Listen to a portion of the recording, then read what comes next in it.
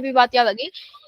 क्या हमने मुझे कोई बताएगा इलेक्ट्रॉन गेन एंथैल्पी क्या होता है? मतलब ये तो बात कम से कम मैं बहुत बार पूछ चुकी हूँ, और हर बार कौन बताएगा भाई? इलेक्ट्रॉन अफिनिटी या फिर इलेक्ट्रॉन गेन एंथैल्पी? वर्षा, याद है इलेक्ट्रॉन गेन? कुछ भी बता दो, हिंदी में ही बता दो, हिंदी में ही बता दो चाहे तो, मतलब जैसा भी पता है तुम्हें। इलेक्ट्रॉन गेन एंथैल्पी या फिर इलेक्ट्रॉन अफिनिटी? अरे भाई बहुत बार किया है। इलेक्ट्रॉन अफिनिटी या फिर इलेक्ट्रॉन गेन एंथैल्पी क्या होता है? कौन बताएगा? हैंड रेज कर दो फिर जिसको भी आता है। ऐसे मत करो यार, तुम कैसे भूल सकते हो इसको? इतनी बार मैंने करवाया है। योग्यता, खाना जो। मैम बताए? हम्म। मैम इलेक्ट्रॉन गेन एंथैल्पी है जिसमें हम इलेक्ट्रॉन को लूज करते हैं। हर बार मैं पूछती हूँ, तुम लोगों का जवाब हर बार यही होता है। मतलब इतना कंफ्यूजन क्या? एनर्जी रिलीज होती है इलेक्ट्रॉन लूज करते समय। नहीं तो मैम गेन यार, करना होता है ना मैम उसमें, गेन करना है मैम उसमें, इलेक्ट्रॉन तो एनर्जी इलेक्ट्रॉन लूज तो एनालाइजेशन इलेक्ट्रॉन एंथैल्पी गेन में करते हैं हम। एंथैल्पी मतलब जब इलेक्ट्रॉन गेन हुआ तो एनर्जी क्या हुई वहां पर? रिलीज हुई। Electron gain enthalpy. और आयनाइजेशन एंथैल्पी क्या था? जब आयनाइजेशन, एटम रिलीज करते हैं आइसोलेटेड गैस स्टेट से जब जो एनर्जी रिक्वायर्ड होती है। हाँ, जब मैं इलेक्ट्रॉन यहाँ पर निकाल रही हूँ, आयनाइज कर रही हूँ, मतलब उसे बाहर निकाल रही हूँ, energy require to remove an electron. एक इलेक्ट्रॉन को रिमूव करने के लिए जो एनर्जी चाहिए, that is ionisation enthalpy. Electron gain enthalpy is electron added to an isolated gaseous atom. बात समझ में? एक इलेक्ट्रॉन जब मैं ऐड कर रही हूँ तो जो एनर्जी रिलीज हुई, हमेशा याद रखना जब भी बॉन्ड बनता है तो एनर्जी रिलीज होती है। जब मैं इलेक्ट्रॉन ऐड करवा रही हूँ तो एनर्जी क्या होगी? रिलीज होगी। क्लियर है? इस चीज को लेके कंफ्यूज मत हो बार बार। इलेक्ट्रॉन ऐड करवाऊंगी तो एनर्जी रिलीज होगी। अगर मुझे उसमें से इलेक्ट्रॉन बाहर निकालना है तो मुझे उसको एनर्जी देनी पड़ेगी कि वो इलेक्ट्रॉन बाहर निकाले। ठीक है? तो इलेक्ट्रॉन जब मैं ऐड करा रही हूँ तो मेरी आयनाइजेशन एंथैल्पी जो हो रही है एसिलेटेड उसकी, मुझे एनर्जी क्या हो रही है? रिलीज हो रही है। वहां पे मैंने एक ऑर्डर भी करवाया था भाई। ये बताओ, आयनाइजेशन एंथैल्पी अगर मुझे बोला है ना किसी चीज की कि 13.6 इलेक्ट्रॉन वोल्ट है, तो उसकी इलेक्ट्रॉन गेन एंथैल्पी या फिर इलेक्ट्रॉन अफिनिटी कितनी होगी? कौन बताएगा? प्रिया याद है? ठीक इसका रिवर्स, मतलब माइनस का 13.6 इलेक्ट्रॉन वोल्ट। बात समझ में आई? Yes ma'am. आयनाइजेशन मतलब इलेक्ट्रॉन निकालना, और इलेक्ट्रॉन गेन एंथैल्पी मतलब जब उसमें मैंने इलेक्ट्रॉन ऐड किया तो एनर्जी रिलीज हो रही है। तो ये दोनों ठीक एक दूसरे का साइन अपोजिट कर दो, रिवर्स रहेगी। क्लियर है भाई? एक बात और, अगर जिस भी मैं जब when we move left to right, ionisation enthalpy क्या होती है when we move left to right? Ma'am increase हाँ, increase. Ionisation enthalpy increases. Very good. Ionisation enthalpy increase क्यों हो रही है when we move left to right? Size जो होता है वो स्मॉल होता जाता है, तो इसलिए आयनाइजेशन एंथैल्पी क्या हो रही है यहाँ पे? इंक्रीज हो रही है, क्योंकि साइज छोटा होते जा रहा है। फ्लोरीन, अगर यहाँ पे फ्लोरीन है, अच्छा मुझे ऑर्डर बता दो जरा, बोरोन, बेरिलियम, क्या होता है भाई? याद है किसी को? Beryllium 4, boron, carbon, nitrogen, oxygen, fluorine. Ionisation enthalpy का ऑर्डर क्या था इसका? मैम बोरोन पहले आ जाता है, वेरी गुड। और सबसे नाइट्रोजन पहले आ जाता बोरोन, फिर बेरिलियम, फिर कार्बन, फिर यहाँ पर ऑक्सीजन। फिर है। नाइट्रोजन। Oxygen nitrogen. याद है मतलब तुम लोगों को ये ऑर्डर जो था? और इसका यस रीजन मैम। फिर तो हमें इसका रीजन भी पता होगा फिर तो हमें कि क्यों होता है ऐसा।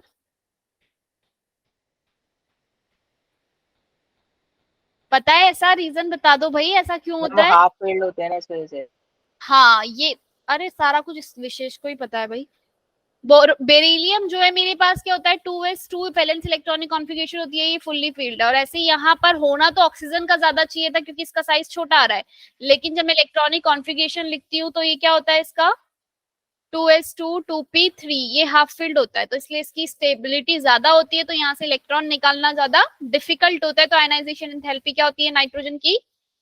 बढ़ जाती है एज कम्पेयर टू ऑक्सीजन। तो ये ऑर्डर आपका आयनाइजेशन एंथैल्पी के लिए आपको याद रखना है। ऐसी अगर मैं बात करूं इलेक्ट्रॉन गेन एंथैल्पी का ऑर्डर, इलेक्ट्रॉन गेन एंथैल्पी क्या होता है when we move left to right, when we move left to right electron gain enthalpy क्या होती है? increases. When we move left to right, electron gain enthalpy EGE more negative होती जाती है, more negative मतलब और ज्यादा रिलीज होती जाती है। बात समझ में आई? जैसे अगर मैं कह रही हूं मेरा फ्लोरीन की आयनाइजेशन एंथैल्पी, फ्लोरीन की क्या होती है ionization enthalpy?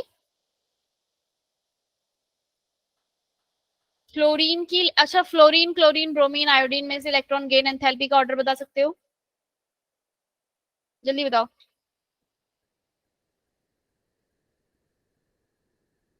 Ma'am chlorine, fluorine, पहले ब्रोमीन, क्लोरीन एंड फ्लोरीन पहले आते हैं। क्लोरीन फर्स्ट पहले आ जाता है। मतलब सबसे ज्यादा इलेक्ट्रॉन गेन एंथैल्पी तुम कह रहे हो क्लोरीन की, देन फ्लोरीन की, है ना, यही होता है, फिर ब्रोमीन की और फिर आयोडीन, यही था होता है। ऐसे ही अगर मैं सल्फर और ऑक्सीजन वाले की बात करूं तो क्या बताया था मैंने? सल्फर, फिर सेलेनियम, फिर ऑक्सीजन, फिर टेलुरियम, फिर पोलोनियम, ऐसा था। अगर मेरे को एग्जाम में क्वेश्चन आ जाए फ्लोरीन, क्लोरीन, ऑक्सीजन और सल्फर, अब इसका इलेक्ट्रॉन गेन एंथैल्पी या इलेक्ट्रॉन अफिनिटी का ऑर्डर बताओ, कौन पहले आएगा? फ्लोरीन, क्लोरीन या ऑक्सीजन सल्फर वालों में, दोनों में से कौन सा वाला पहले आएगा? क्लोरीन। क्लोरीन, सबसे पहले कौन आ जाएगा मेरा?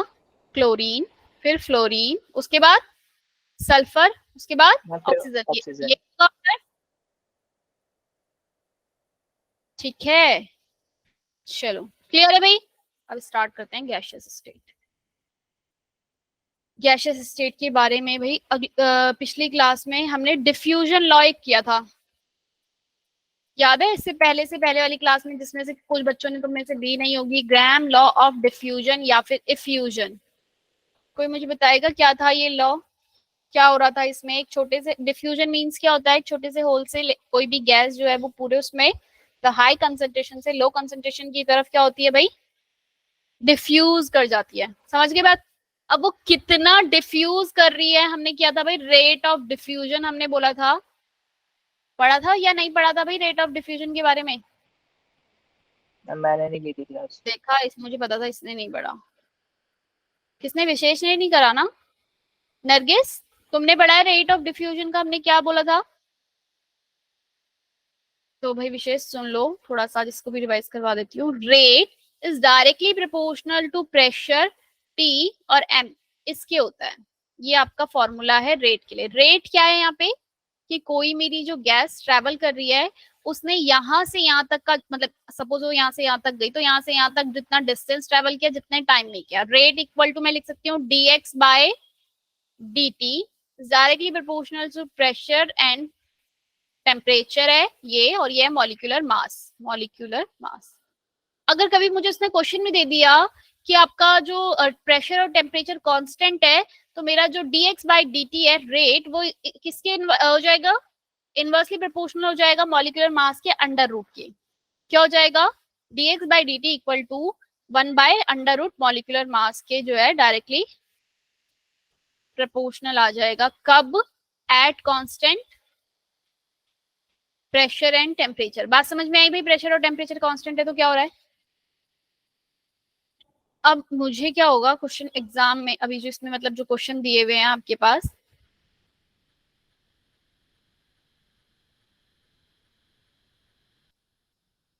मुझे एक गैस दे दी, rate of oxygen is 36 metre per second, and unknown gas दे दी कोई, and unknown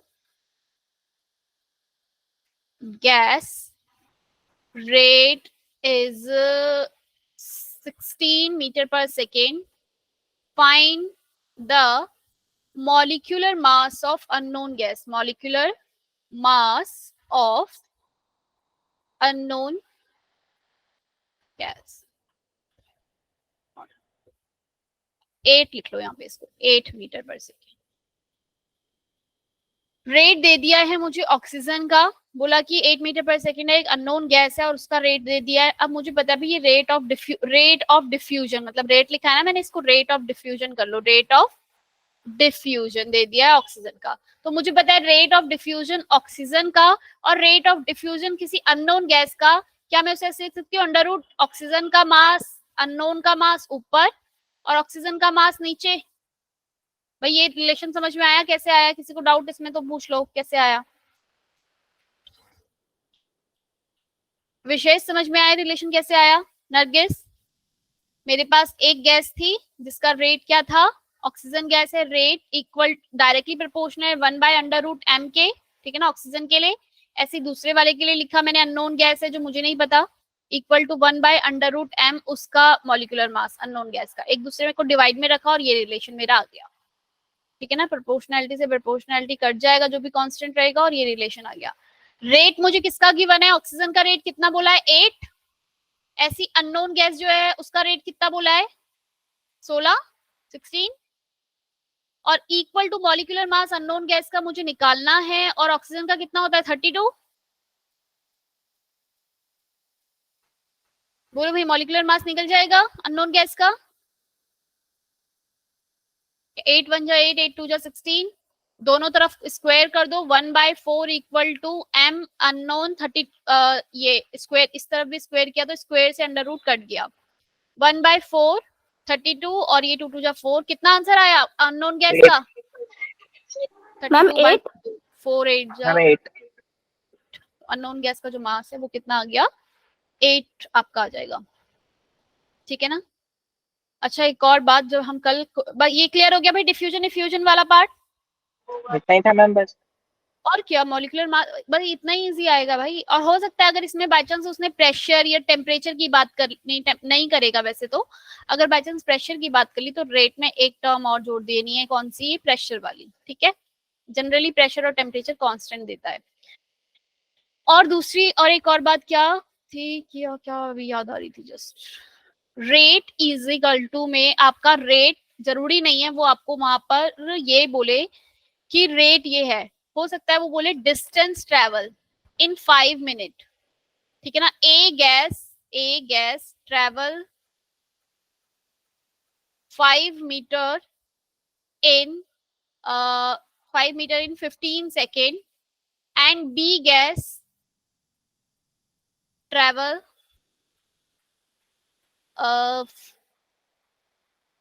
6 metre in 15 second. अभी हमें पता है रेट और ए का मास दे दिया, ए मॉलिक्यूलर मास इज 16, ठीक है ना, 16, find B mass, find mass of, molecular mass of B. अब मुझे बताओ, ए गैस ट्रेवल करिए 5 मीटर, तो क्या है, dx/dt, ए के लिए लिख लू ऐसी, dt/dx बी के लिए, ये कैसे लिखा मैंने रिलेशन, ये समझ में आया, ये डिवाइड में चला जाएगा ना, डी, अरे ऊपर दोनों, इसको डिवाइड कर दूंगी तो dx/dt b लिखूंगी, तो मैं, ये डिवाइड का निशान दिख रहा है बीच में, दूसरे पेन से ड्रॉ, ये क्या मैं इसे ऐसे लिख सकती हूँ, dx/, अच्छा dt और dt दोनों का टाइम सेम है, अगर टाइम सेम नहीं होगा तो मुझे इसे सॉल्व करना पड़ेगा, टाइम सेम है तो dt से dt कट गया आपका, बचा क्या, dx of a and dx of b। Molar mass a का कितना बोला है, a का मोलर मास कितना है, मोलर मास a का, ये a ऊपर है, यहाँ a नीचे लिखूंगी, b का कितना है निकालना है, ठीक है भाई। एक है 5, दूसरा है 6, 5 है ए का, 6 दूसरे का डिस्टेंस ट्रेवल था, बी आपको निकालना है, 16 आपको गिवन है, ए का मोलर मास, दोनों तरफ स्क्वायर कर लेती हूँ, 25, 6 is 36, 60, ये 2 से 2 कैंसिल हो गया, बी अपॉन में 16 आ गया, कितना आ जाएगा, निकाल लोगे भाई, इजीली आ जाएगा, बी का molar mass 25/36 multiply by 16। Siya कहाँ चली गई थी, 100/9, क्लियर है, बी का मोलर मास आ गया। समझ में आया बच्चे कैसे करना है, ऐसी वो dx by dt की जगह एक और चीज लिखी हो सकती है, dv by dt, dv by dt, ठीक है ना, वॉल्यूम की उसमें भी दे सकते हो। क्लियर है? dx by dt की जगह dv by dt भी हो सकता है, rate is equal to dv by dt हो सकता है आपका, dx by dt भी हो सकता है, ठीक है भाई। और ये होता किसके है, इनवर्सली प्रोपोर्शनल होता है किसके, under root molar mass. Clear है? Yes ma'am. यही पढ़ा था विशेष हमने डिफ्यूजन और रिफ्यूजन के बारे में, जो आप कर चुके हो, तो अभी अच्छे से आ जाना चाहिए, ठीक है। मतलब क्वेश्चन जो है इससे रिलेटेड जो भी होंगे, आप मोलर मास लगाओ, रेट देखो कितना है, निकाल लो।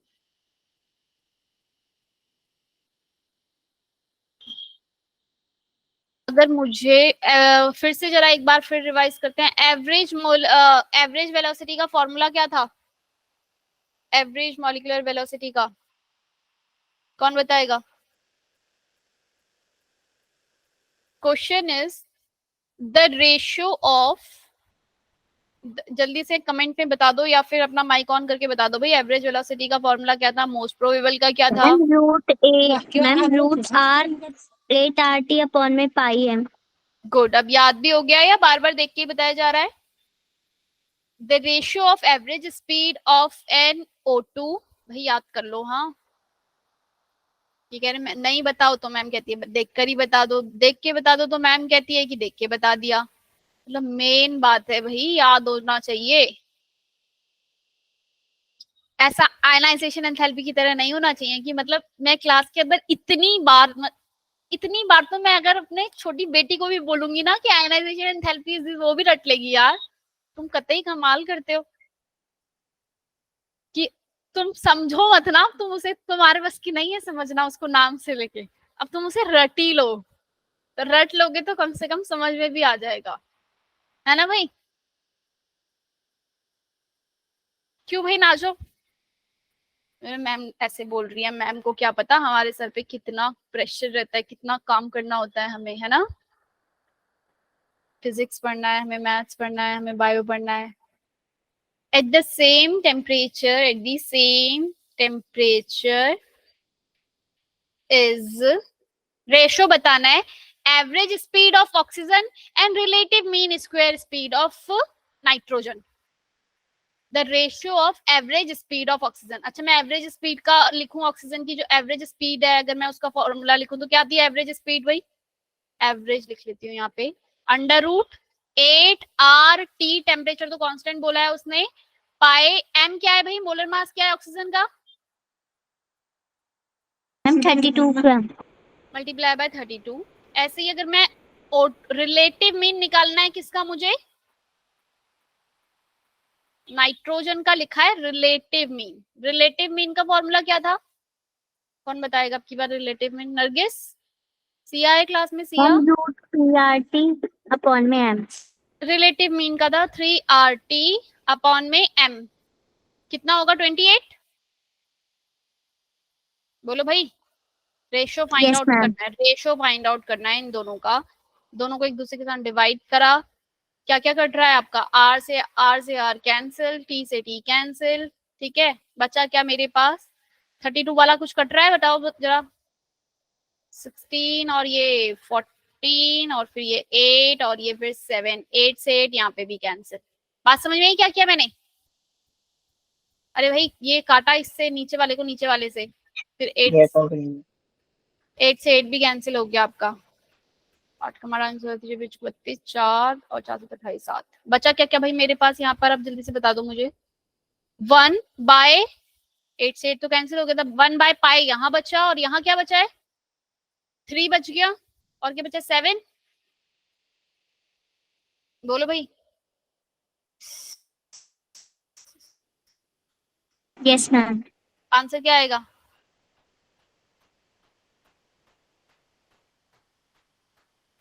7 3 पाई आंसर,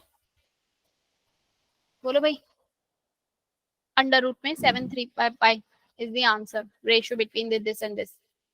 क्लियर है? क्लियर है कैसे करने हैं क्वेश्चन? अगर मुझसे एक क्वेश्चन में एक क्वेश्चन ये भी है भाई कि एक ऑक्सीजन, अगर मैंने a molecule mass, molar mass become half and temperature is also become half.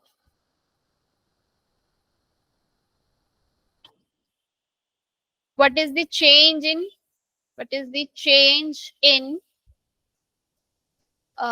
relative mean velocity speed? एक कोई भी एक ए मॉलिक्यूल है, मैंने उसका मास भी आधा कर दिया और टेम्परेचर भी आधा कर दिया, तो बताओ रिलेटिव मीन स्पीड कितना टाइम्स बढ़ जाएगी, घट जाएगी, क्या होगा भाई? रिलेटिव मीन स्पीड का फॉर्मूला क्या था? Ma'am √3RT/m। एम।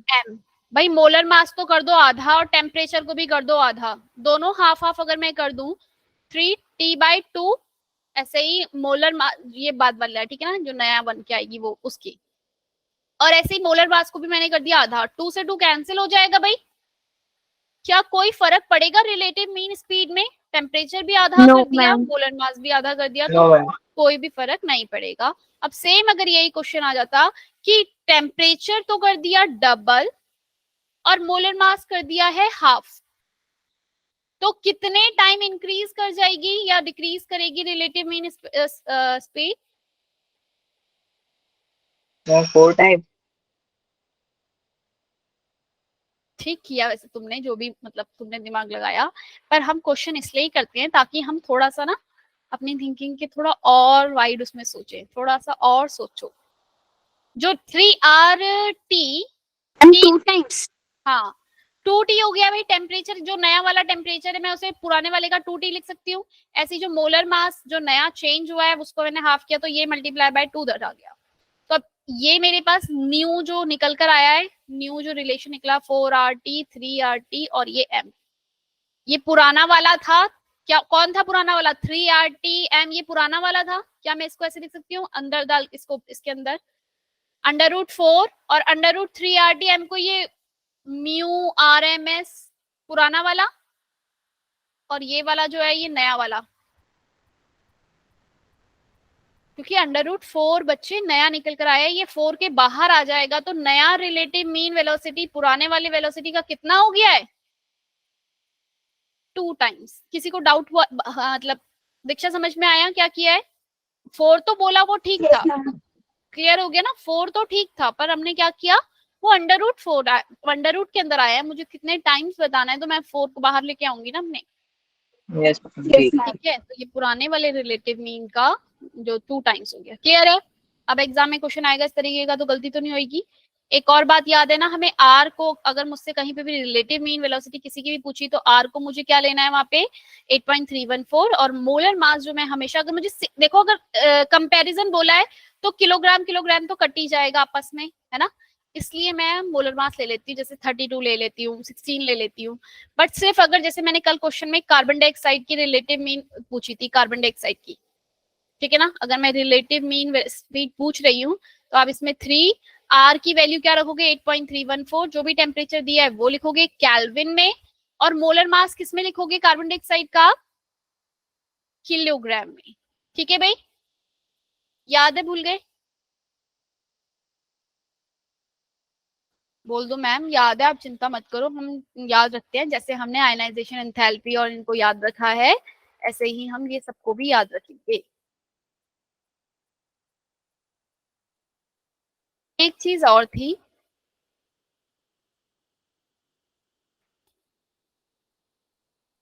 इन तीनों का ना एग्जाम में रेशियो आता है, most probable, average, relative mean velocity. तो हमारे पास अगर मैं रेशियो की बात करूं, ये वाला रेशियो तो है अंडर रूट रेशियो, ये निकाल लिया था ना हमने 8√π/√3, और निकाल भी लेंगे, अपने आप भी कर लोगे भाई, एक दूसरे के साथ डिवाइड में कर दो, निकल जाएगा। बोलो भाई, ये कैसे आया? कोई है हैंड रेज करना जरा, जिसको नहीं समझ में आया कि ये जो रेशियो है कैसे निकाला है?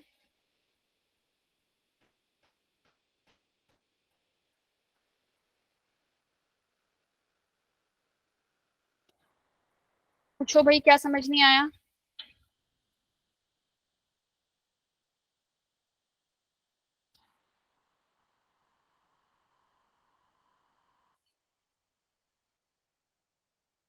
हाँ बिल्कुल, प्रकाश कुमार राय कौन है भाई, पूछो। क्या नहीं, तुम तो भाई अभी आए हो क्लास में, तुम्हें कैसे पता चलेगा कि क्या चल रहा है? मेरे पास जो एवरेज वेलोसिटी है उसका फॉर्मूला क्या होता है भाई? 8RT/m।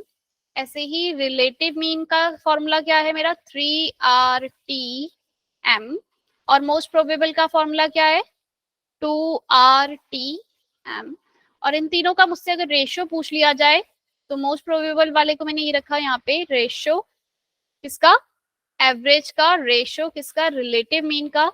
तो मोस्ट प्रोबेबल में इन सब में सब कट रहा है, बचा क्या है यहाँ पे? ये आर से आर, टी से टी, कैंसिल कैंसिल, एक दूसरे के साथ डिवाइड में रखूंगी तो यहाँ बचा √2, यहाँ बचा √8/पाई, यहाँ बचा √3। क्लियर है भाई? अरे हाँ या ना कुछ तो बोल दो, ऐसे सो तो मत। Yes, ma'am. ठीक है। अब लेकिन अगर इसी रेशियो को अगर मैं बात करूं किसमें, मतलब इनको वो कर दूं और डिवाइड कर लूं, पाई की वैल्यू को √8 की वैल्यू को डिवाइड कर लूं, तो क्या रेशियो निकलेगा मेरे पास? सबसे छोटा कौन है इसमें? इन सबको ना √2 से डिवाइड करोगे तो आपके मतलब जो रेशियो है वो निकल कर आता है इसका 1:1.128, 1.128 रेशियो 1.224। इसको लिख लो, याद कर सको तो कर लो, नहीं तो तुम इसे कैलकुलेट करोगे ना तो यही आएगा। कैलकुलेट कैसे करेंगे? अगेन √2 की वैल्यू 1.414 होती है, √8 की वैल्यू कुछ होती होगी, वो निकालो, पाई से डिवाइड करो उसके √√ से, फिर √3 की 1.73, इन सबको एक दूसरे के साथ डिवाइड करोगे तो जो रेशियो आएगा, कभी कभी एग्जाम में डायरेक्ट क्वेश्चन आ जाता है, सिर्फ रेशियो पूछ लिया जाता है मोस्ट प्रोबेबल, एवरेज और रिलेटिव मीन का, तो 1.0 इसका, इसका कितना है 1.128 और इसका 1.224, इन तीनों का रेशियो जो है निकल के वो ये आया। क्लियर है? अगर इसका फायदा ये है, अगर इसका एक फायदा ये है कि अगर मुझे मोस्ट प्रोबेबल वेलोसिटी गिवन है कि मोस्ट प्रोबेबल वेलोसिटी किसी की दे दी 2 metre per second, find out average velocity, average velocity बताओ, तो मेरे पास इन दोनों का जो रेशियो है मोस्ट प्रोबेबल और एवरेज वेलोसिटी का वो क्या है? 1:1.128 है। तो मोस्ट प्रोबेबल वेलोसिटी मुझे गिवन है 2 मीटर पर सेकेंड, एवरेज आपको निकालनी है, क्या करूंगी? एवरेज को ऊपर ले गई और 2 मल्टीप्लाई बाय 1.128 करा तो मेरे पास कौन सी वेलोसिटी निकल कर आ गई? Average velocity. क्लियर है? अगर मुझे ये तीनों पता रहेंगे आपस में तो मैं फटाफट से कर लूंगी इस क्वेश्चन को। अब इसको याद करने के लिए कुछ ढूंढ ले, 128 224, मतलब एवरेज वाला जो बीच में है, जो सबसे ज्यादा है वो 1.224 है, उसके बाद 1.128 और फिर मोस्ट प्रोबेबल 1 है। क्लियर है भाई? याद है? नहीं वाह कि हो जाएगा? क्वेश्चन एक समझ ट्रिक में आ बन गया रही है किस मैम, तरीके का? क्या बच्चे? एक ट्रिक बन रही है मैम उसके अंदर। बनाओ, बताओ। मैम पहले मैम 1 का डबल हो रहा है 2, फिर मैम 2 हाँ सेम है और मैम फिर 8 का हाफ हो रहा है। 8 का हाफ, वैसे तो हो तो ऐसे रहा है, पर अब तुम जैसे मर्जी याद करना चाहो तो इसको याद कर लो, पर ये भी याद रखना कि ये मोस्ट प्रोबेबल है, ये एवरेज है और ये फिर relative mean. Of course relative mean सबसे ज्यादा होता है तो 1.224 कर दो, ठीक है? ना सारा याद रख सको तो सिर्फ 2 याद रख लो, 1 2 याद रख लो, बाकी का कुछ आसपास का आंसर तो आ ही जाएगा अगर कभी मेरे पास इस तरीके के क्वेश्चन आ जाए, है ना? कि अगर मुझे एक दे रखा है और दूसरा मुझसे पूछ लिया। चलो, अब हमने मैक्सवेल डिस्ट्रीब्यूशन कर्व किया था जिसके बारे में हमने बहुत अच्छे से बात करी थी, तो मुझे बताओ, एक मॉलिक्यूल है, ये ए मॉलिक्यूल के लिए ग्राफ है ये, और एक ये बी मॉलिक्यूल के लिए ग्राफ है, ठीक है ना?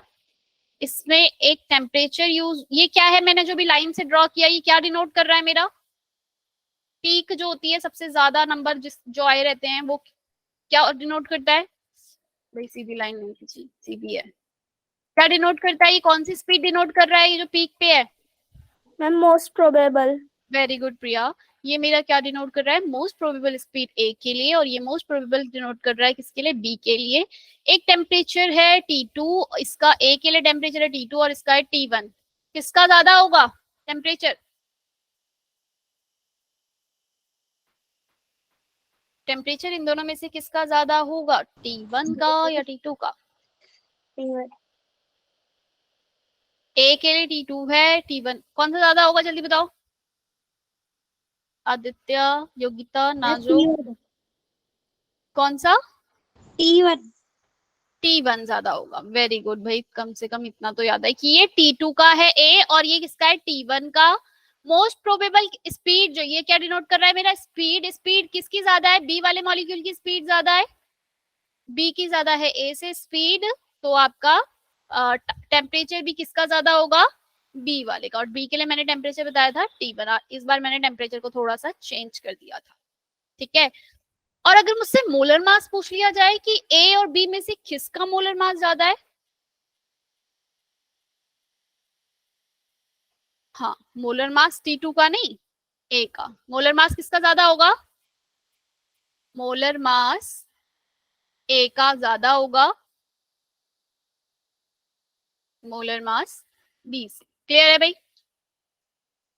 चलो ठीक है भाई, वही था इसका मतलब भी। तो अब हमने उसके बाद इस पूरे चैप्टर के अंदर अब हम अगले उस पे आ गए थे, टॉपिक पे, जिसकी जो हमने बात करी थी P प्लस, ये क्या है? ये किसको डिनोट कर रहा है भाई? B minus N B equal to NRT। इस इक्वेशन का नाम क्या है, कोई बताएगा? दीक्षा, तो इतना तो बता दो, इस इक्वेशन का नाम क्या है? दीक्षा, सिया, सिया है क्लास में। चलो तनिषा, इस इक्वेशन का नाम क्या है? सोनिया क्यों नहीं आ रही भाई आजकल रियल क्लास गैस में? इक्वेशन। कौन सी? हाँ, रियल गैस इक्वेशन। रोहित, और क्या बोलते हैं इसे? Van der Waals gas equation. हाँ बिल्कुल, इस इक्वेशन वंडरवॉल गैस इक्वेशन, या फिर है ये आपकी रियल गैस इक्वेशन। ठीक है। इसमें जो ए टर्म है वो किस बात पे डिपेंड करती है भाई? ए इंटरमॉलिक्यूलर फोर्सेस ऑफ अट्रैक्शन पे। किस पे डिपेंड करता है ये? Intermolecular force of attraction of gas molecule. जो गैसेस आपके मॉलिक्यूल की बात है, उसमें ए की वैल्यू, मतलब ए जो है वो किस पे डिपेंड कर रहा है कि इंटरमॉलिक्यूलर फोर्स ऑफ अट्रैक्शन कितना है मॉलिक्यूल के बीच में, वो ए। जिस मॉलिक्यूल के बीच में ए इंटरमॉलिक्यूलर फोर्स ऑफ अट्रैक्शन ज्यादा होगा, जैसे कि जहां पे हाइड्रोजन बॉन्ड बन रहा होगा। अच्छा, हाइड्रोजन बॉन्ड कौन कौन बनाते हैं? 3 मॉलिक्यूल के नाम बताए थे मैंने, कुछ ऐसे, कुछ उसका हिंट था। कौन से थे 3 मॉलिक्यूल जो हाइड्रोजन बॉन्ड बनाते हैं? Isha,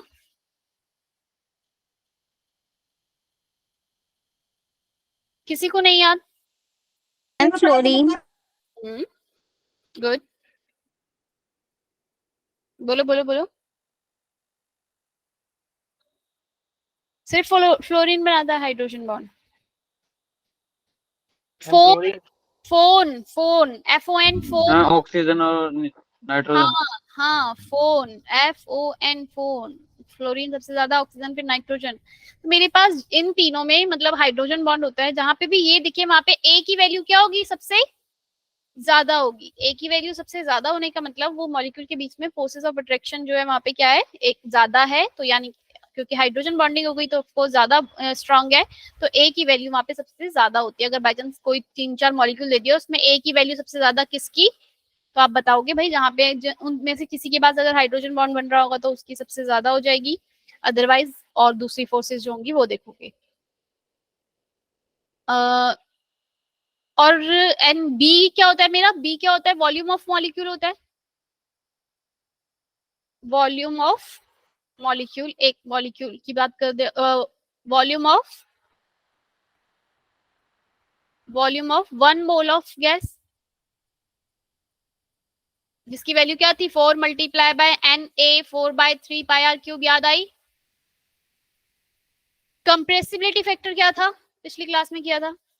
compressibility factor V real volume of real gas upon में वॉल्यूम ऑफ आइडियल गैस, आपको क्या मिलता है? Z। Z क्या डिनोट कर रहा है आपका यहाँ पर?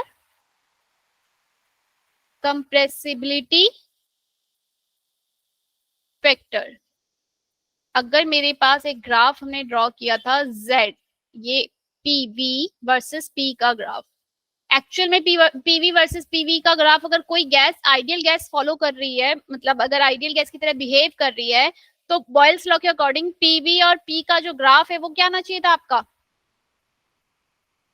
स्ट्रेट लाइन आना चाहिए था ना, एकदम कांस्टेंट आना चाहिए था, स्ट्रेट लाइन नहीं कांस्टेंट आना चाहिए था।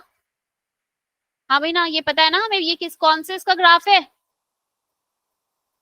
बॉयल्स लॉ का ग्राफ है ना ये, ठीक है। तो मेरे पास ये Z इक्वल टू आपका 1 ले लिया, 1 पर आपका जो है PV by RT equals to आपका होता है Z। PV by RT is equal to क्या होता है आपका? Z। और Z की वैल्यू अगर 1 होगी तो PV इक्वल टू आपका RT होगा, तो ये 1, ठीक है, 1 इसकी ये वैल्यू है Z के लिए। तो होना तो ये चाहिए था, पर एक्चुअल में जो ग्राफ है हाइड्रोजन और हीलियम के लिए, तो हाइड्रोजन के लिए और हीलियम के लिए हमने बताया था ये ग्राफ हमेशा कैसा रहता है, Z की वैल्यू क्या रहती है?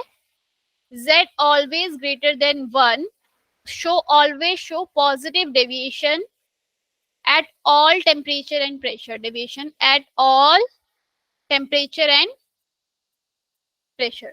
सारे टेम्परेचर और प्रेशर पे आपका जो हाइड्रोजन की जो Z की वैल्यू है वो हमेशा बड़ी आती है, मतलब पॉजिटिव डेविएशन दिखाता है। पॉजिटिव डेविएशन मतलब जब ऊपर कंप्रेसिबिलिटी आपकी ज्यादा हो जाएगी, मतलब वॉल्यूम ऑफ रियल गैस का वॉल्यूम अगर बड़ा हो गया आइडियल गैस से, तो वो कैसा डेविएशन शो करेगा?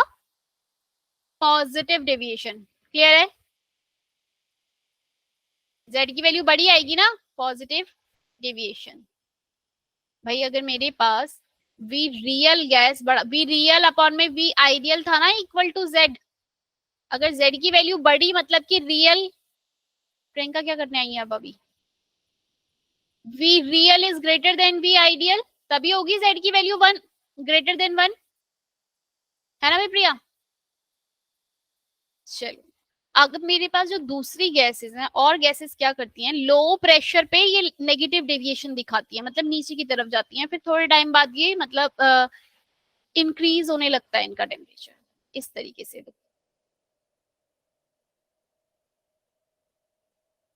और मैंने रीजन भी बताया था कि ऐसा क्यों हो रहा है। एट लो प्रेशर पे, जब मेरा प्रेशर लो है तो हुआ क्या, प्रेशर जब कम करा मैंने, तो पहले तो मॉलिक्यूल के बीच में भाई इंटरेक्शन हो रहा था और वॉल्यूम डिक्रीज कर रहा था। प्रेशर मैंने क्या किया, बढ़ाया, तो वॉल्यूम क्या कर रहा था? प्रेशर जब मैंने इंक्रीज किया तो वॉल्यूम क्या हो रहा था? डिक्रीज हो रहा था। पर वॉल्यूम जितना प्रेशर घटा रही थी उतना नहीं घट रहा, मतलब जितना बढ़ा रही थी प्रेशर, वॉल्यूम उतना डिक्रीज नहीं होता, उससे कहीं ज्यादा डिक्रीज हो रहा था। मतलब कि जो वॉल्यूम था मेरा वो बहुत ही ज्यादा डिक्रीज, तो पीवी ओवरऑल पीवी क्या हो गया? डिक्रीज कर गया। बात समझ में आई? ओवरऑल पी डिक्रीज कर रहा था। क्यों डिक्रीज हो रहा था भाई? क्योंकि जो वॉल्यूम उनके बीच में इंटरेक्शन हो जाए, दो की जगह एक ही मॉलिक्यूल बन जाएगा तो वॉल्यूम कम होता चला जाएगा ना, और बहुत तेजी से डिक्रीज कर रहा था। लेकिन थोड़े टाइम बाद क्या हुआ, जब उनका प्रेशर में बढ़ाते कि बढ़ती, एक टाइम ऐसा आया जैसे ही प्रेशर इतना ज्यादा हो गया कि मॉलिक्यूल आपस में क्या करने लगे, एक दूसरे के साथ रिपेल करने लगे, एक दूसरे को धक्का मार के क्या करने, उनका वॉल्यूम जो है वो बढ़ने लगा। तो प्रेशर तो मैं इंक्रीज कर ही रही थी, साथ में वॉल्यूम भी क्या होने लग गया? बढ़ने लग गया। तो ओवरऑल पीवी की वैल्यू क्या करने लगी? बढ़ने लगी एक टाइम के बाद, और बढ़ते बढ़ते फिर मतलब आगे ज्यादा इंक्रीज करने से जो है वैल्यू क्या होने लगी? बढ़ गई। समझ में आ गई इतनी बात भाई? ये ग्राफ कैसे शो रहा है? तो एट लो प्रेशर पे कैसा, लो प्रेशर पे जो गैस होती है वो कैसा डेविएशन शो करती है बाकी गैसेस एक्सेप्ट हाइड्रोजन और helium? Eight low pressure gas show negative deviation. कैसा डेविएशन शो करती है? Negative deviation. Z is less than 1, Z की वैल्यू जो होती है वो लो प्रेशर पे लेस देन 1 होती है। कभी कभी स्ट्रेट लाइन पे, मतलब एक लाइन के अंदर ये क्वेश्चन पूछ लिए जाते हैं कि Z की वैल्यू लेस देन 1 है तो कौन सा डेविएशन होगा? Negative deviation. कौन से? किस पे? लो प्रेशर पे, ठीक है। अब जो मेरे पास आइडियल गैस की जो इक्वेशन है ना, उसके अंदर थोड़ा सा हमने वो करे हैं, मतलब मॉडिफाई किया है। एट हाई प्रेशर पे, जब प्रेशर हाई होगा तो P प्लस ए एन स्क्वेयर वी स्क्वेयर जो है मेरा, इस ये जो आइडियल गैस की इक्वेशन है, N R T. Pressure high कर दो, मतलब हाई एकदम प्रेशर बहुत ज्यादा हाई कर दिया, तो क्या मैं ये नहीं कह सकती कि ए की वैल्यू, मतलब जब प्रेशर बहुत ज्यादा है तो ए की वैल्यू उसके कंपेयर में क्या कर दूंगी, मैं नेग्लेक्ट कर दूंगी। किसे नेग्लेक्ट कर रही हूँ भाई, neglect, A N square by V square को नेग्लेक्ट कर दिया। क्यों नेग्लेक्ट किया, बात समझ में आई? क्योंकि प्रेशर की वैल्यू इतनी ज्यादा थी कि ए की वैल्यू तो कुछ रही होगी, 10 की पावर माइनस समथिंग रही होगी, तो जब मेरा प्रेशर इतना ज्यादा है तो उसके कंपैरिजन में मैं ए की वैल्यू को क्या कर रही हूँ, नेग्लेक्ट कर रही हूँ। बात समझ में आई? नेग्लेक्ट क्यों किया है हाई प्रेशर पे? जब प्रेशर मैंने बढ़ाया तो इंटरमॉलिक्यूलर फोर्सेस ऑफ अट्रैक्शन जो था वो क्या है, हाई प्रेशर के कंपैरिजन में कम है, क्योंकि प्रेशर बढ़ गया है तो इस वैल्यू को मैं नेग्लेक्ट कर देती हूँ। P, तो ये एन स्क्वायर वाली तो कट गई, V minus N B N R T, ठीक है। 1 मोल के लिए कन्वर्ट, 1 मोल के लिए लिखूंगी तो यहाँ से एन ये भी हटा दो, एन बी को भी बी लिख दो, और यहाँ पे एन बी 1 हो गया। अब मुझे यहाँ पे z की वैल्यू फाइंड आउट करनी है। कभी एग्जाम में आती है z की वैल्यू एट 4-5 ऑप्शन दिए होंगे, z की value at high pressure, high pressure पे z की वैल्यू बताओ क्या हो। क्या मैं इसे इससे मल्टीप्लाई कर दूं, PV minus PB equal to R T. बोलो भाई कैसे क्या किया है, पता चल रहा है? प्रेशर जो बाहर था उसको अंदर, एक बार इससे मल्टीप्लाई एक बार इससे। क्लियर है इतना वर्षा? Yes ma'am. चलो नेक्स्ट आओ, अब क्या करना है मुझे, इसमें इस पूरी इक्वेशन को डिवाइड कर दो आर टी से, P V R T minus P B R T equal to 1। पूरी इक्वेशन डिवाइड कर दिया मैंने आर टी से। PV by R T equal to क्या था, z equal to 1 plus PB by R T लिख सकती हूँ मैं।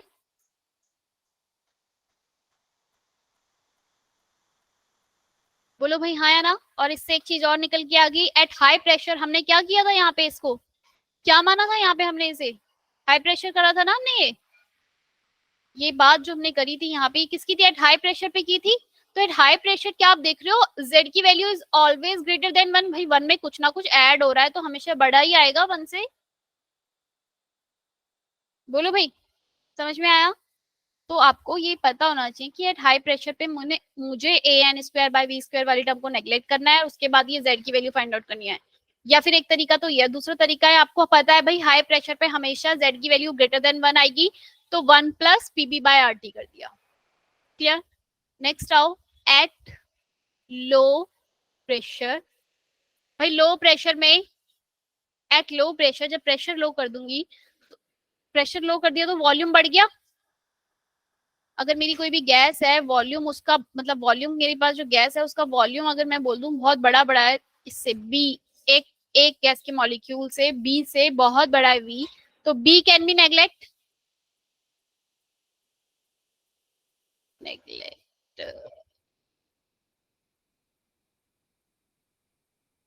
बोलो भाई बात समझ में आई? बी की वैल्यू को नेग्लेक्ट क्यों किया है, वॉल्यूम, लो प्रेशर पे वॉल्यूम बढ़ गया। वॉल्यूम अगर गैस, भाई मेरे पास कंटेनर का वॉल्यूम इतना ज्यादा था कि मैंने वो जो छोटे छोटे गैस के मॉलिक्यूल्स थे, हालांकि उनका कुछ ना कुछ वॉल्यूम था, उसको मैंने लो प्रेशर पे क्या माना कि चल भाई ये तो है ही नहीं, नेग्लेक्ट कर दिया उन्हें।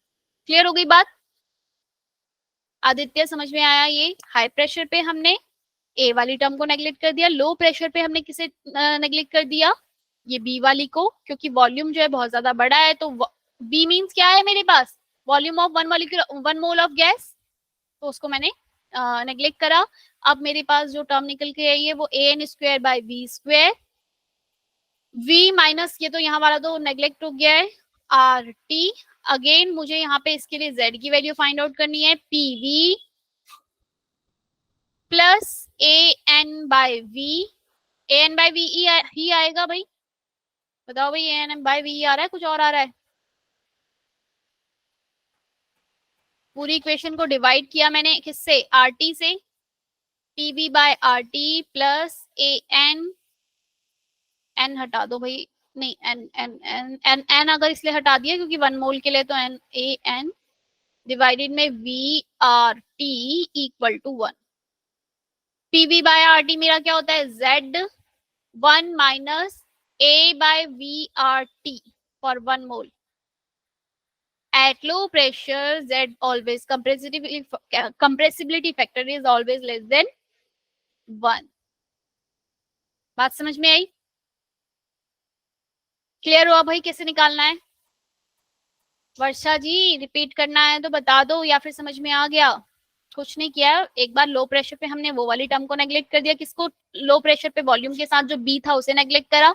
उसके बाद मल्टीप्लाई किया, इक्वेशन को आरटी से डिवाइड किया, जेड की वैल्यू रखी, क्या आई? हमने देखा 1 में से कुछ ना कुछ कम हो रहा है। वी क्या है यहाँ पे? आदित्य, आदित्य जी वी क्या है?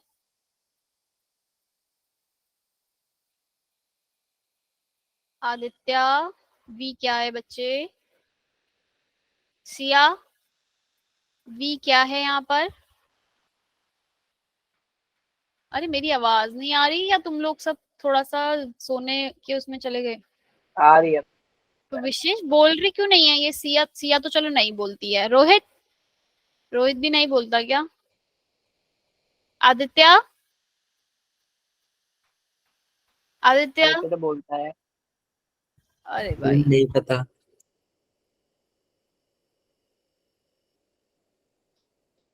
वी क्या है? टी क्या है यहाँ पर? अरे टी टेम्परेचर है तो वी क्या है? Ma'am volume. Volume of 1 mole gas. हाँ वॉल्यूम। मतलब मैं इसलिए पूछ रही हूँ कि कल को तुम वेलोसिटी ना बोलो। इतना इजी था ये, मतलब इसलिए पूछ रही थी। तुम लोग सोच रहे पता नहीं क्या होगा, ऐसा क्या पूछ लिया होगा मैम ने टफ। मतलब इतना इजी सा मैंने ऐसे पूछा, वी क्या डिनोट कर रहा है? मतलब तुम भी बच्चे। पी से क्या है? और तुमने मतलब इतना बड़ा क्या नहीं पता? मतलब वी क्या डिनोट कर रहा है ये बात तुम्हें इक्वेशन के अंदर, हम आइडियल गैस इक्वेशन पढ़ रहे हैं, इतना हमने उसके बारे में सीख लिया। अच्छा डरा देती हूँ मैं? मतलब तुम्हें क्या लगता है मैं तुमसे टफ सवाल पूछूंगी? ये समझ में आ गया कैसे करना है हमें? बस अगर कुछ ना भी याद रहे, ये वैल्यूज कैसे याद रखनी है आपको, मतलब एक तो है तरीका भाई पूरा करके देख लो, ऐसे याद रख लो। दूसरा एक शॉर्ट वो है कि अगर बाई चांस एग्जाम में तुमने देख लिया कि एट हाई प्रेशर लिखा है, तो हाई प्रेशर पे हमें बताया कि जेड ऑलवेज ग्रेटर देन 1 होता है। ग्रेटर देन 1 आएगा आपका जो जेड की वैल्यू है। ग्रेटर देन 1 कैसे लिखेंगे भाई? जेड की वैल्यू हमेशा क्या आएगी आपकी? 1 से बड़ी ही आएगी। तो आप इसको क्या करोगे, यहाँ पर वैल्यू को हमेशा 1 प्लस कुछ ऐड हो रहा होगा। अब क्या ऐड हो रहा है आपको नहीं पता, पीवी बाय आरटी, इसको याद रखो ऐसे। ऐसे ही अगर एट लो प्रेशर की बात करिए मैंने, लो प्रेशर पे तो मेरा वॉल्यूम वाली टर्म नेग्लेक्ट हो जाती है। अच्छा 1 माइनस क्या था भाई, कोई बताएगा? ए बाय वी आर टी, यही था। एग्जाम में क्वेश्चन आता है बी की वैल्यू दे दी और जेड पूछ लिया, ए की वैल्यू दे दी और अब एग्जाम के अंदर क्वेश्चन आ गया बी की वैल्यू दे दी आपको कि बी इज 3 और 3 कितना मिलीलीटर या लीटर क्या होती है इसकी यूनिट? कौन बताएगा भी क्या थी यूनिट? लीटर पर मोल। लीटर पर मोल दे दी इसने, बी इक्वल टू दिस है। टेम्परेचर दे दिया, बोला जेड की वैल्यू बताओ क्या होगी, कंप्रेसिबिलिटी फैक्टर बताओ क्या होगा एट कब? High pressure. अगर मुझे ये फॉर्मूला याद रहेगा, बी के साथ इसका रिलेशन याद रहेगा, तभी मैं जेड निकाल पाऊंगी, है ना भाई? ठीक है, तो बी की वैल्यू आपको गिवन हो सकती है, जेड पूछ लेंगे तो पहले आपको वहां जेड निकालना पड़ेगा, या फिर वॉल्यूम ऑफ रियल गैस पूछ लिया और आइडियल गैस भी दे दिया। Volume of ideal gas is 5 litre. अब कैसे करोगे भाई, क्वेश्चन समझ में आया? Volume of ideal gas 5 litre दे दिया है, बी की वैल्यू दे दी, रियल गैस का वॉल्यूम पूछ लिया, एक टेम्परेचर दे दिया सपोज 300 केल्विन। कैसे करेंगे सारी चीजें? लीटर में तो आर की वैल्यू 0.082 लेंगे लीटर के अंदर, और पहले मैं जेड की वैल्यू निकालूंगी और फिर जेड की वैल्यू निकालने के बाद मेरे पास रिलेशन है V volume of real upon में volume of ideal equal to Z की वैल्यू जो भी आएगी वो। क्लियर है? बोलो भाई। एक हमारा ये भी हो गया इसके अंदर।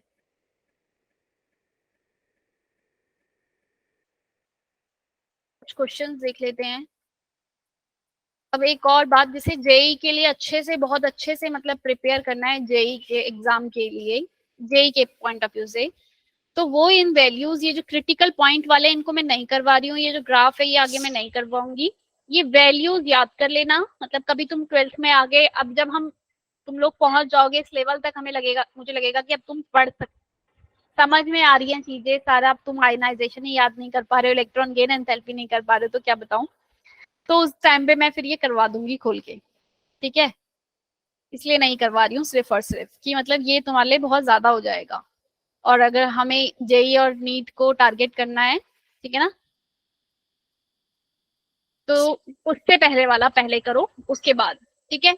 नेक्स्ट ये क्वेश्चन देखो, arrange the following decreasing A factor, A factor को डिक्रीजिंग ऑर्डर में आपको यहाँ पे लगाना है।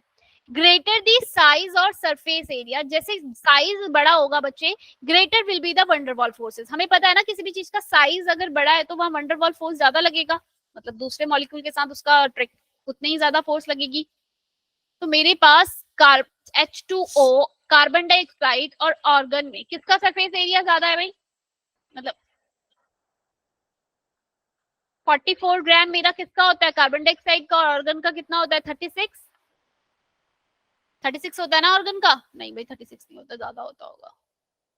सरफेस एरिया किसका भाई, ग्रेटर दी साइज, सॉरी साइज की बात करें, आर्गन का साइज, कार्बन डाइऑक्साइड का साइज मेरा ज्यादा बड़ा होता है एज कंपेयर टू ऑर्गन। लेकिन यहाँ पे H2O मॉलिक्यूल क्यों भाई, क्यों ज्यादा हुआ, ए फैक्टर, ए की वैल्यू यहाँ पे H2O की क्यों ज्यादा हुई होगी,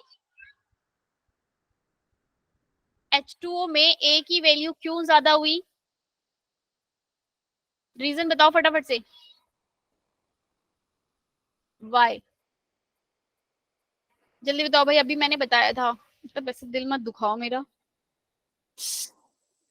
अभी मैंने बताया था कि H2 मॉलिक्यूल, मतलब जहां पे इंटरमॉलिक्यूलर फोर्सेस ऑफ अट्रैक्शन ज्यादा होगा वहां पर ए की वैल्यू ज्यादा होगी। H2O में हाइड्रोजन बॉन्डिंग है ना भाई, HF NH3 जहां पे भी दिख गया वहां हाइड्रोजन बॉन्डिंग ज्यादा है, तो वहां ए की वैल्यू क्या आएगी, हमेशा बड़ी आएगी, ठीक है। अब मुझे एक क्वेश्चन और बता दो, इसी बात पे याद आ गया, H2O मॉलिक्यूल में कितने हाइड्रोजन बॉन्ड होते हैं, how many hydrogen bond in, कल और परसों दोनों दिन रिवीजन कर लेंगे अब हम, ठीक है ना। मेरी तरफ से चैप्टर कंप्लीट है, अगर इस चैप्टर से कोई क्वेश्चन होगा या तुम्हारी तरफ से भी फर्स्ट सेकंड थर्ड जो भी चैप्टर है उनसे क्वेश्चन होगा तो पूछ लेना, ठीक है। नाजू ने क्वेश्चन भेजे थे, कुछ वो करेंगे। पहले मुझे बताओ H2 मॉलिक्यूल में कितने हाइड्रोजन बॉन्ड बनते हैं, पिछले साल या अभी कभी क्वेश्चन आया हुआ है एग्जाम मैम 2। एक हाइड्रोजन का मॉलिक्यूल, एक हाइड्रोजन का मॉलिक्यूल, एक एक तो ये इस तरफ वाले, दूसरे वाले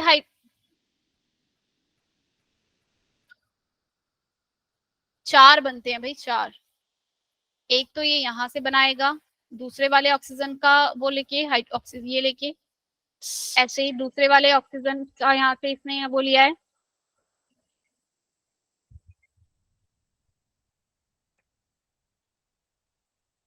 ठीक है। ऐसे ही, और एक यहाँ से जो ये वाला हाइड्रोजन है ये दूसरे किसी ऑक्सीजन के साथ बना रहा है, ऐसे ये वाला हाइड्रोजन दूसरे ऑक्सीजन के साथ बना रहा है। तो एक वाटर मॉलिक्यूल जो है हाइड्रोजन का, वो टोटल कितने हाइड्रोजन बॉन्ड फॉर्म कर रहा है, दो तो वो अपने हाइड्रोजन से और दो इस तरफ ऑक्सीजन से, तो टोटल हाइड्रोजन बॉन्ड कितने फॉर्म हो रहे हैं, चार। बात समझ में आई, ऑक्सीजन दो बना सकता है ना, उसके पास दो लोन पेयर है ना, एक दो लोन पेयर होते हैं ना उसके पास, एक हाइड्रोजन यहाँ से ले लिया उसने, एक इधर से उसके साथ बना दिया।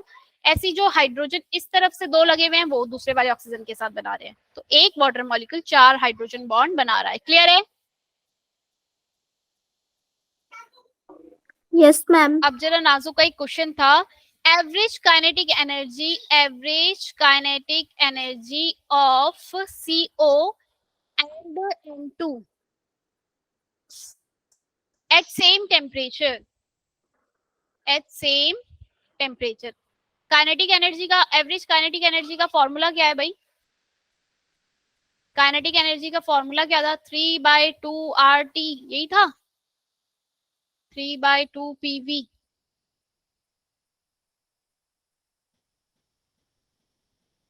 कुछ मोलर मास के साथ भी इसका वो था रिलेशन, एक और मैंने बताया था।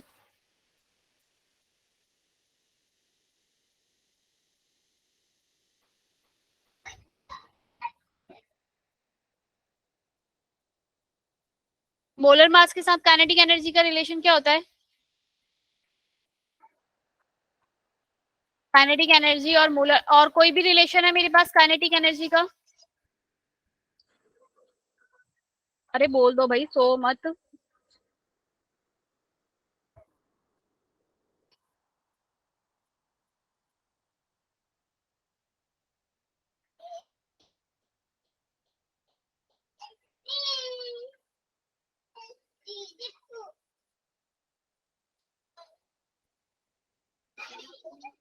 शोर आ रहा है क्या मेरी तरफ से? यहाँ बाहर से मेरी वॉइस नहीं आ रही?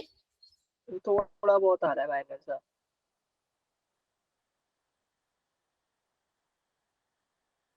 मैम कोई बच्चे किसी का माइक ऑन है?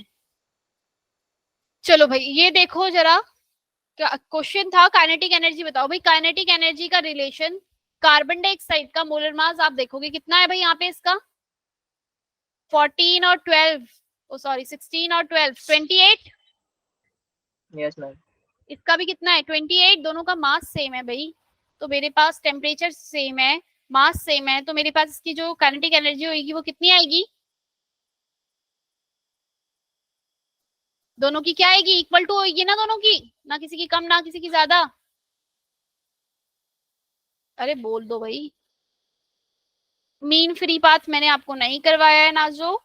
और नाजो का एक और क्वेश्चन है, 20 gram of magnesium carbon heating to give carbon dioxide 8 gram magnesium oxide, what will be the percentage of.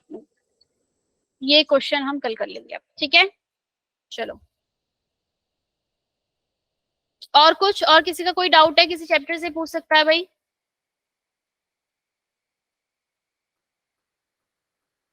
Question number 4।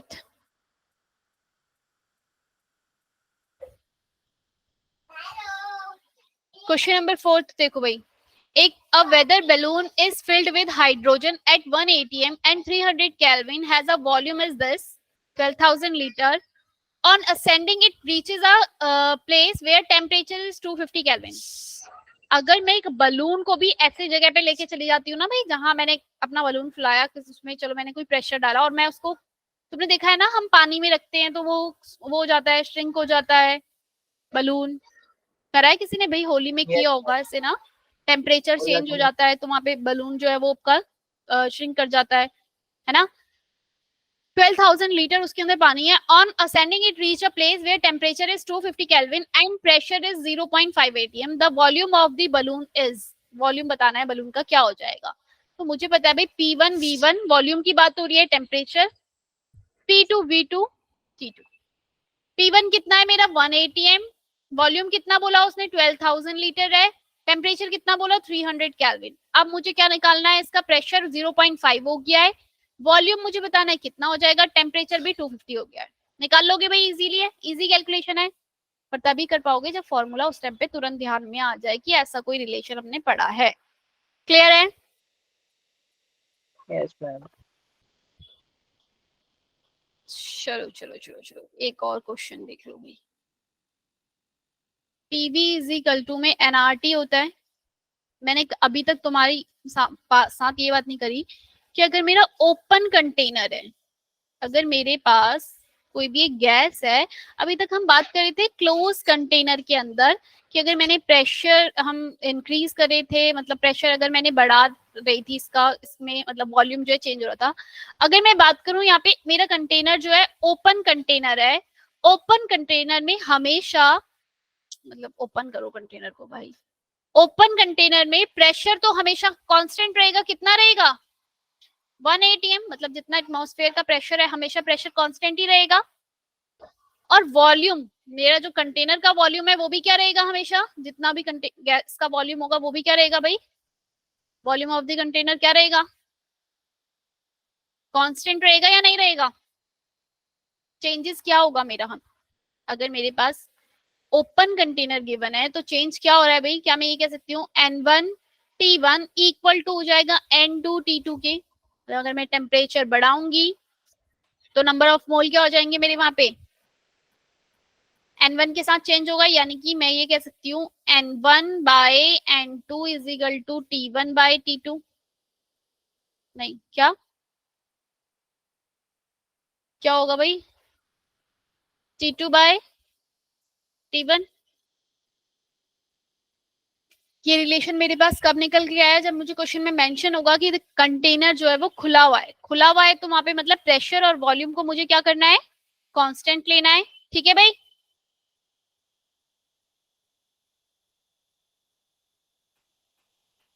ठीक है। नंबर ऑफ मोल बोला आपका कि उसमें नंबर ऑफ मोल जो है आपने 0.42 0.8 कर दिए हैं। बताओ टेम्परेचर 273 केल्विन से कितना हो जाएगा? एक ओपन कंटेनर है, उसमें आपने टेम्परेचर बढ़ा दिया, नंबर ऑफ मोल 0.4 से 0.8 कर दिए, टेम्परेचर कितना चेंज हो जाएगा? तो आपको ये वाला रिलेशन याद रखना है। N1 T1 is equal to में N2 T2।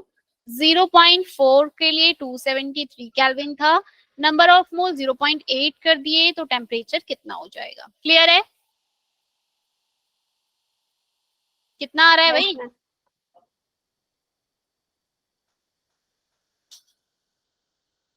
136.5। क्वेश्चन समझ में आया क्या है? अगर आपका कोई भी कंटेनर रहेगा ना वो ओपन रहेगा तो वहां प्रेशर तो कांस्टेंट ही रहेगा, क्योंकि प्रेशर वो आप कितना भी उसको टेम्परेचर दोगे तो बार बार प्रेशर तो एटमॉस्फेरिक प्रेशर के बराबर ही रहेगा। टेम्परेचर बढ़ाने से कोई कम निकाल नहीं चलेगा, क्योंकि कंटेनर ओपन है। अगर टेम्परेचर नहीं, अगर नहीं ओपन होता टेम्परेचर तो कंटेनर, तो आप टेम्परेचर बढ़ाते तो क्या होता? वो प्रेशर वहां पे बढ़ता जाता ना, इंक्रीज हो जाता प्रेशर। गैस के मॉलिक्यूल वॉल से ज्यादा टकराते, प्रेशर बढ़ता जाता। हाँ या ना? अरे भाई गे लुसैक लॉ किया है ना, P1/T1 इक्वल टू P2/T2। तो ओपन कंटेनर के लिए आपको याद रखना है कि आपका रिलेशन जो है भाई वो ये है, N1 T1 equals to N2 T2, क्योंकि यहाँ पर आपका क्या हो गया है? प्रेशर और वॉल्यूम दोनों ही क्या हो गए हैं? कांस्टेंट। क्लियर है? चलो आज की क्लास को यहीं पे एंड करते हैं। किसी का कोई और डाउट हो तो पूछ सकता है भाई।